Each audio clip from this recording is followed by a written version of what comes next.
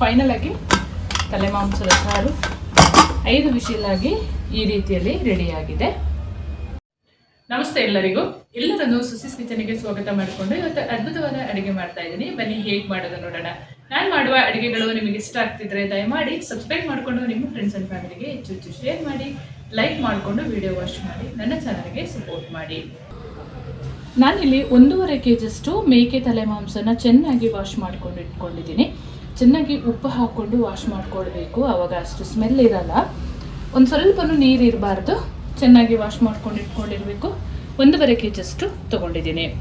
ಬಹಳ ಸುಲಭ ವಿಧಾನದಲ್ಲಿ ಸಾರು ಮಾಡೋದು ಹೇಗೆ ಅಂತ ತೋರಿಸ್ಕೊಡ್ತೀನಿ. ತುಂಬ ಜನರಿಗೆ ತಲೆ ಮಾಂಸ ಸಾರು ಮಾಡಲು ಬರಲ್ಲ, ಹಾಗಾಗಿ ನನಗೆ ರಿಕ್ವೆಸ್ಟ್ ಇತ್ತು ತಲೆ ಮಾಂಸದ ಸಾರು ಮಾಡಿ ತೋರಿಸಿ ಮೇಡಮ್ ಅಂತ. ಇವತ್ತು ಮಾಡ್ತಾ ಇದ್ದೀನಿ. ಇಲ್ಲಿ ಮಸಾಲೆ ಎಲ್ಲ ಕಲಸಿ ಒಂದು ಅರ್ಧ ಅವರಿಂದ 1 ಅವರ್ ಇಟ್ಟರೂ ತುಂಬಾ ಒಳ್ಳೆಯದಾಗುತ್ತೆ.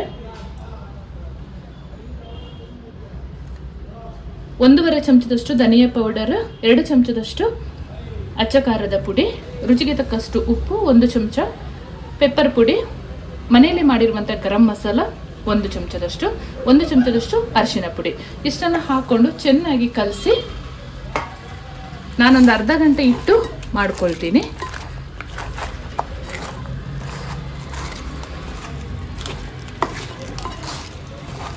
ಕಾಯಿ ಎಲ್ಲ ಹುರಿದು ರುಬ್ಕೊಳ್ಬೇಕು, ಆವಾಗ ಚೆನ್ನಾಗಾಗುತ್ತೆ. ಈ ರೀತಿ ಕಲಸಿ ಇಟ್ಟು ಮಾಡೋದ್ರಿಂದ ಈ ಪೀಸಸ್ಗೆಲ್ಲ ಚೆನ್ನಾಗಿ ಹಿಡಿದು ತುಂಬಾ ರುಚಿಯಾಗುತ್ತೆ. ಒಂದು 3 ಚಮಚದಷ್ಟು ಕೊತ್ತಂಬರಿ ಸೊಪ್ಪನ್ನ ಕಟ್ ಮಾಡಿ ಇಟ್ಕೊಂಡಿದ್ದೀನಿ, ಅದನ್ನು ಸೇರಿಸ್ಕೊಳ್ಳೋಣ. ಪುದೀನ ಇದ್ದರೆ ಪುದೀನೂ ಹಾಕ್ಕೊಳ್ಬೋದು. ನಾನು ಸ್ವಲ್ಪ ಪುದೀನ ಹುರಿದು ಹಾಕ್ಕೊಳ್ತೀನಿ.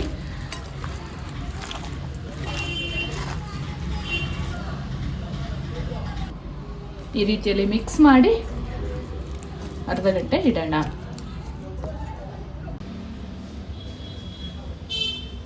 ತಲೆ ಮಾಂಸದ ಸಾರು ಮಾಡಲು ಒಂದು ಬಾಂಡ್ಲಿ ಒಲೆ ಮೇಲೆ ಇಟ್ಕೊಂಡು ಕಾಯಿ ಎಲ್ಲ ಹುರ್ಕೊಳ್ಳೋಣ, ಚೆನ್ನಾಗಾಗುತ್ತೆ. 1.5 ಚಮಚದಷ್ಟು ತೆಂಗಿನೆಣ್ಣೆ ಸೇರಿಸ್ಕೊಳ್ತಾ ಇದ್ದೀನಿ. ಎಣ್ಣೆ ಬಿಸಿಯಾಗಿದೆ. 2 ದೊಡ್ಡ ದೊಡ್ಡ ಈರುಳ್ಳಿನ ಹಾಕೊಂಡು ಫ್ರೈ ಮಾಡ್ಕೊಳ್ಳೋಣ. ಈರುಳ್ಳಿ ಬ್ರೌನ್ ಕಲರ್ ಬರುವ ಹಾಗೆ ಫ್ರೈ ಮಾಡ್ಕೊಳ್ಬೇಕು.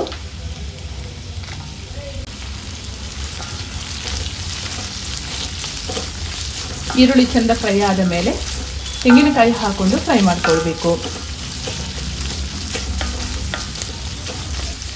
ಗ್ರೇವಿ ಜಾಸ್ತಿ ಬೇಕು ಅಂತ ಹೇಳಿದ್ರೆ ಇನ್ನೊಂದು ಈರುಳ್ಳಿನ ಸೇರಿಸ್ಕೊಳ್ಬೋದು. ಈ ಹದದಲ್ಲಿ ಈರುಳ್ಳಿ ಫ್ರೈ ಆಗುವಾಗ ಅರ್ಧ ಹೋಳು ತೆಂಗಿನಕಾಯಿಯನ್ನು ಕಟ್ ಮಾಡಿ ಹಾಕೊಳ್ತಾ ಇದ್ದೀನಿ. ಚೆಂದ ಫ್ರೈ ಮಾಡ್ಕೊಳ್ಳೋಣ.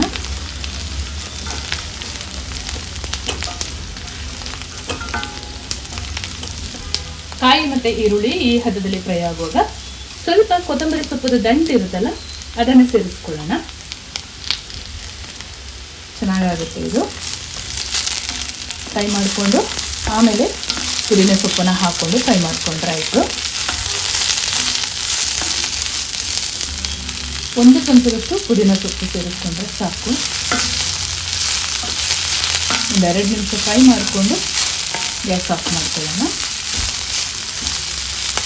ಈ ಹದದಲ್ಲಿ ಫ್ರೈ ಆಗಿದೆ, ಸಾಕಿದು. ತಣ್ಣಗಾದ ಮೇಲೆ ಎಷ್ಟು ನೈಸ್ ಸಾಧ್ಯವೋ ಅಷ್ಟು ನೈಸಾಗಿ ಪೇಸ್ಟ್ ಮಾಡ್ಕೊಳ್ಳೋಣ. ರುಬ್ಕೊಳ್ಳೋಣ. ಇವಾಗ ತಣ್ಣಗಾಗಿದೆ ನಾವು ಫ್ರೈ ಮಾಡಿ ಇಟ್ಟ ಪದಾರ್ಥ.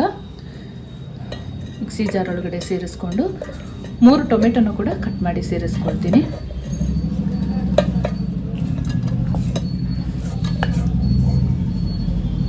ಒಂದೆರಡು ಹಸಿರು ಮೆಣಸಿನಕಾಯಿ ಸೇರಿಸ್ಕೊಳ್ಳೋಣ. ಟೊಮೆಟೊ ಸೇರಿಸ್ಕೊಂಡು ನೈಸಾಗಿ ರುಬ್ಕೊಳ್ಳೋಣ. ಈ ಹದದಲ್ಲಿ ನೈಸಾಗಿ ಗ್ರೈಂಡ್ ಮಾಡ್ಕೊಂಡಿರಬೇಕು. ತಲೆ ಸಾರು ಮಾಡಲು ಒಂದು ಕುಕ್ಕರನ್ನು ಬಿಸಿಗೆ ಇಟ್ಕೊಂಡಿದ್ದೀನಿ. 2 ಚಮಚದಷ್ಟು ತೆಂಗಿನೆಣ್ಣೆ ಸೇರಿಸ್ಕೊಳ್ಳೋಣ. 1 ಚಮಚ ಸಾಸಿವೆ ಸೇರಿಸ್ಕೊಳ್ಳೋಣ. ಸಾಸಿವೆ ಚಿಟಪಟ ಅನ್ನುವಾಗ ಕರಿಬೇವು ಸೊಪ್ಪನ್ನು ಸೇರಿಸ್ಕೊಳ್ಳೋಣ. 1 ಚಮಚದಷ್ಟು ಶುಂಠಿ ಬೆಳ್ಳುಳ್ಳಿ ಪೇಸ್ಟ್ ಚೆನ್ನಾಗಿ ಫ್ರೈ ಮಾಡ್ಕೊಳ್ಳೋಣ. ನಾವು ಕಲಸಿಟ್ಟ ತಲೆ ಮಾಂಸ ಸೇರಿಸ್ಕೊಳ್ಳೋಣ. ಎಣ್ಣೆಯಲ್ಲಿ ಒಂದು 8 ರಿಂದ 10 ನಿಮಿಷ ಆದರೂ ಫ್ರೈ ಮಾಡ್ಕೊಳ್ಬೇಕು. ಆಮೇಲಿಂದ ನಾವು ರುಬ್ಬಿದ ಮಸಾಲೆ ಹಾಕ್ಕೊಂಡು ಒಂದು 4 ರಿಂದ 5 ವಿಷಲ್ ಮಾಡಿಕೊಂಡ್ರೆ ಆಯಿತು. ತುಂಬ ಸುಲಭ ಮಾಡೋದು. ಚೆಂದ ಮಿಕ್ಸ್ ಮಾಡ್ಕೊಳ್ಳೋಣ.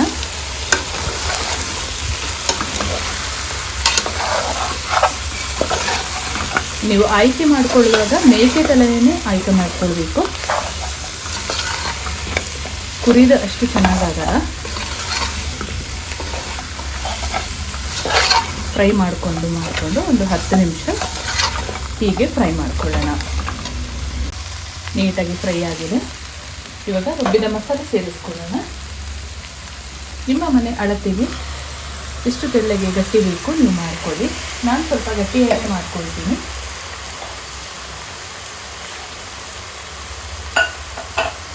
ಸ್ವಲ್ಪ ಜಾಸ್ತಿ ನೀರು ಸೇರಿಸ್ಕೊಳ್ಳೋಣ.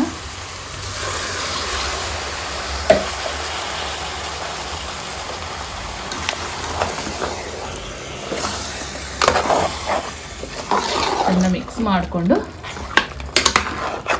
5 ವಿಷಲ್ ಮಾಡ್ಕೊಳ್ಳೋಣ. ಇನ್ನು ಸ್ವಲ್ಪ ನೀರು ಹಾಕ್ಕೊಳ್ತೀನಿ.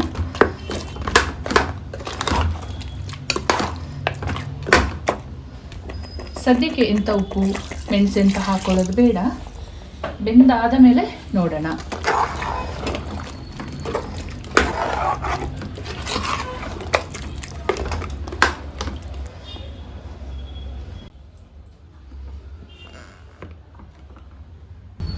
ಫೈನಲ್ ಆಗಿ ತಲೆ ಮಾಂಸದ ಸಾರು 5 ವಿಷಲ್ ಆಗಿ ಈ ರೀತಿಯಲ್ಲಿ ರೆಡಿಯಾಗಿದೆ.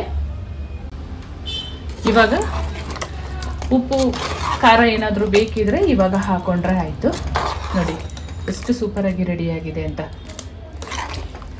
ಜಾಸ್ತಿ ಟೈಮ್ ತಗೊಳ್ಳಲ್ಲ, ಬೇಗನೆ ಆಗುತ್ತೆ. ಕಲಸಿಡೋದಷ್ಟೇ ಕೆಲಸ. ನಿಮಗೆ ಇನ್ನೂ ಸ್ವಲ್ಪ ತೆಳ್ಳಗೆ ಬೇಕಂದ್ರೆ ತೆಳ್ಳಗೆ ಮಾಡ್ಕೊಳ್ಬೋದು. ರುಚಿಗೆ ತಕ್ಕಷ್ಟು ಕಾಚನ ಪುಳಿಯನ್ನು ಸೇರಿಸ್ಕೊಳ್ತೀನಿ. ನೀವು ಲೆಮನ್ ಜ್ಯೂಸ್ ಆದರೂ ಹಾಕ್ಕೊಳ್ಬೋದು, ಇಲ್ಲ ಹುಣಸೆ ಹಣ್ಣಿನ ರಸ ಕೂಡ ಹಾಕ್ಕೊಳ್ಬೋದು, ಚೆನ್ನಾಗಾಗುತ್ತೆ.